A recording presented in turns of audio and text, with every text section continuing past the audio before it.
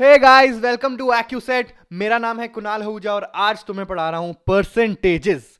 बहुत ज्यादा important chapter percentages.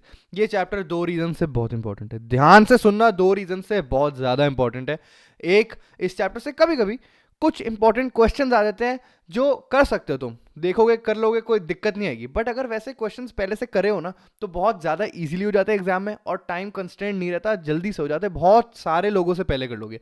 दूसरा, ये चैप्टर दूसरे चैप्टर्स की कैलकुलेशंस में हेल्प करता है। कौन से चैप्टर्स? जैसे सिंपल इंटरेस्ट, कंपाउंड इंटरेस्ट हो गया, और प्रॉफिट एंड लॉस हो गया, पार्टनरशिप हो गया। ये सारे जो चैप्टर्स है इनकी कैलकुलेशंस परसेंटेजेस पे काफ़ी हद तक बेस्ड होती है। और अगर हमें परसेंटेजेस की छोटी मोटी ट्रिक्स आती है जो हम आज की वीडियो में करने वाले हैं तो हमारी कैलकुलेशंस बहुत ईजी हो जाएगी। तो लेट्स बिगिन।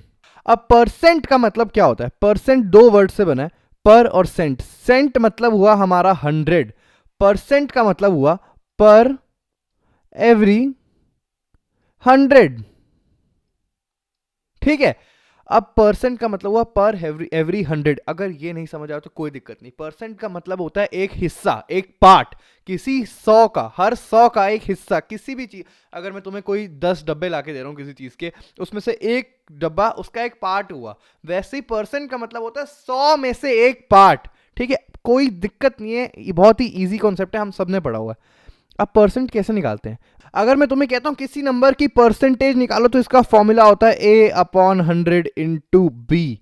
अब यहां ये फॉर्मूला याद करने की बिल्कुल जरूरत नहीं, क्योंकि हम समझ लेंगे इसके पीछे का लॉजिक।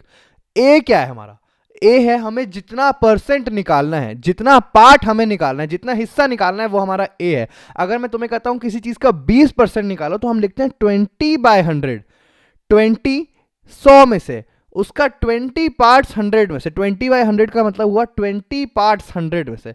और यहां बी क्या है? बी वो नंबर है जिसका हमें निकालना है। ए वो है हमें जितना निकालना है, और बी वो है हमें जिसका निकालना है। अगर मैं तुम्हें कहूं 20% ऑफ 400 निकाल के दिखाओ तो तुम क्या कहोगे? 20/100, मतलब 100 में से 20 पार्ट किसके? उसको मल्टीप्लाई कर दो 400 के। 400 के 100 में से 20 पार्ट निकाल के दिखाओ। 100 हमारा यहाँ कितना हुआ टोटल, उसमें से हमें 20 पार्ट निकाल रहे हैं 400 के। तो ए हमारा क्या हुआ? कितना पार्ट हमें निकालना है, जो कि हमारा इस केस में 20। और बी हुआ हमें किस चीज का, कौन सा नंबर ऐसा जिसका हमें पार्ट निकालना है, जो कि इस केस में हुआ हमारा 400। वेरी इजी, आगे बढ़ते हैं। अब देखो, फ्रैक्शन टू परसेंटेजेस क्या चीज है? फ्रैक्शन टू परसेंटेजेस है कुछ कन्वर्जन्स, कुछ बेसिक, बहुत ही बेसिक फ्रैक्शंस की कन्वर्जन्स जो एग्जाम में बहुत ज्यादा हेल्प करेंगी। इसमें बढ़ते हैं। फ्रैक्शन टू परसेंटेजेस क्या है? सबसे पहला 1/3। 1/3 होता है हमारा 33.33%।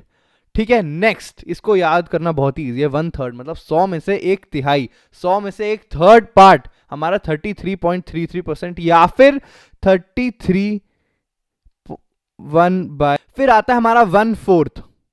1/4 कितना है हमारा? 1/4 है 25%, 100 में से 25 पार्ट्स।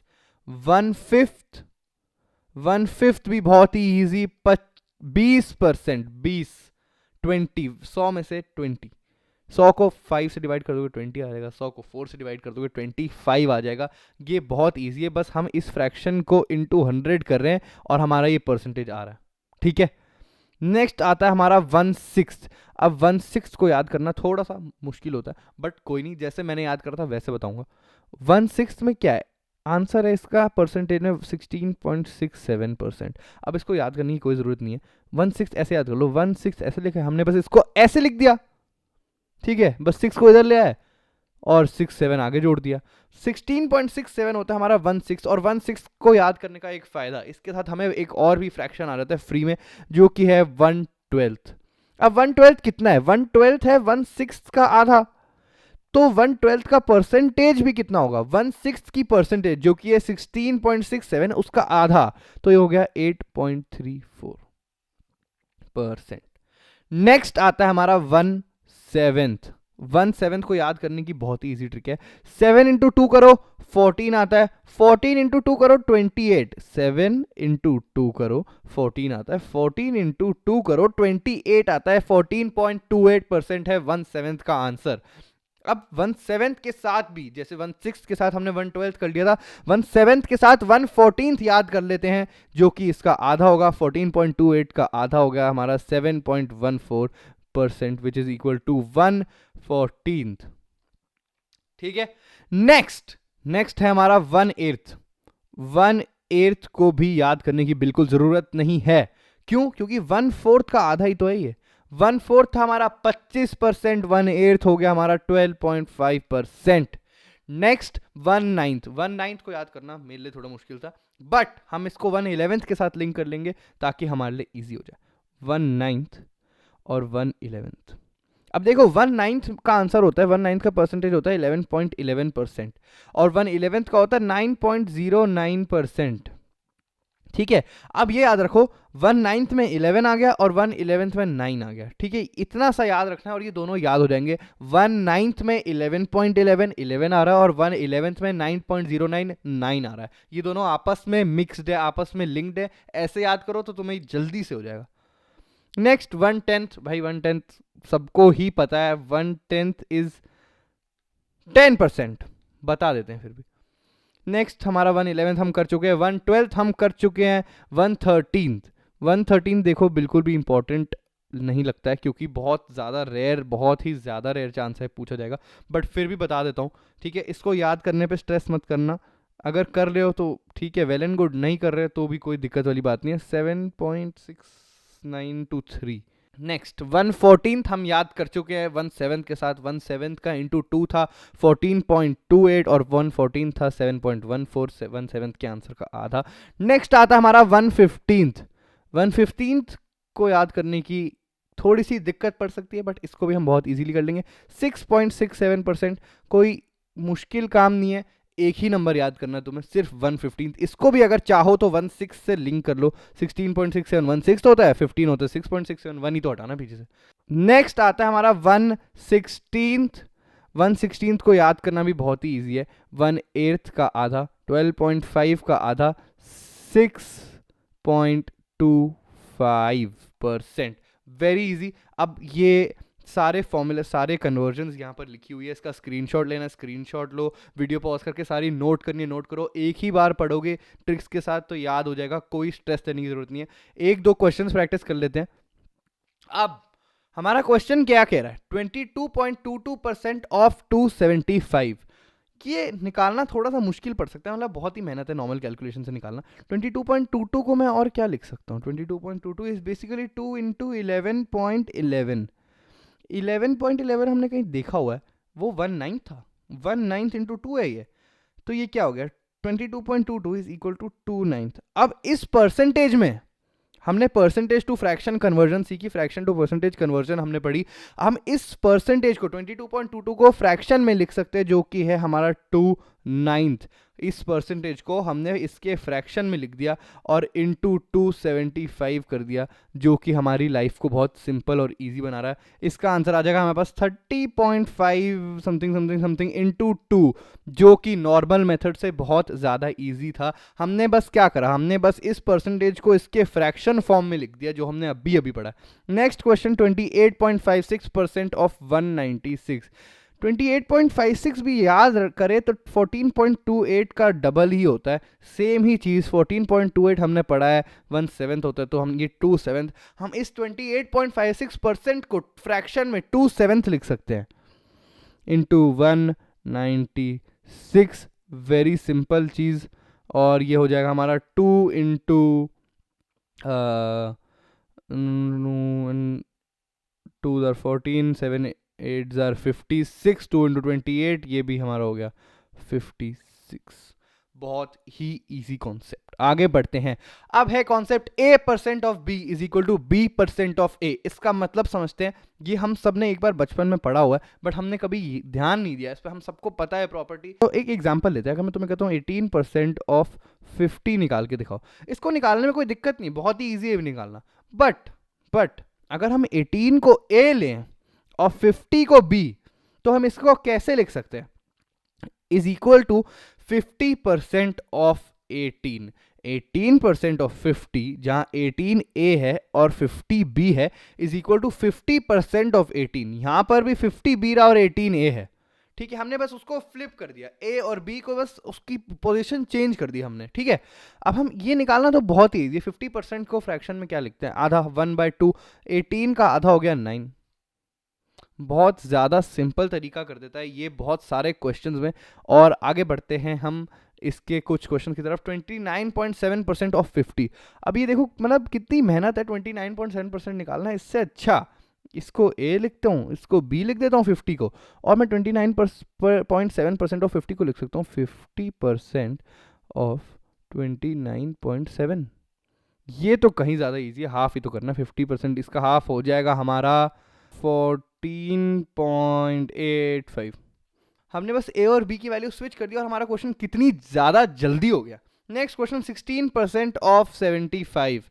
ये भी क्वेश्चन मतलब निकाल सकते हैं, 16 into 75 divide by 100। Oh my God, बहुत मेहनत लगेगी। इसको भी हम फ्लिप कर देते हैं, इसको ए लिया 16 को और 75 को बी लिया, तो हमने निकाल दिया 75% ऑफ 16।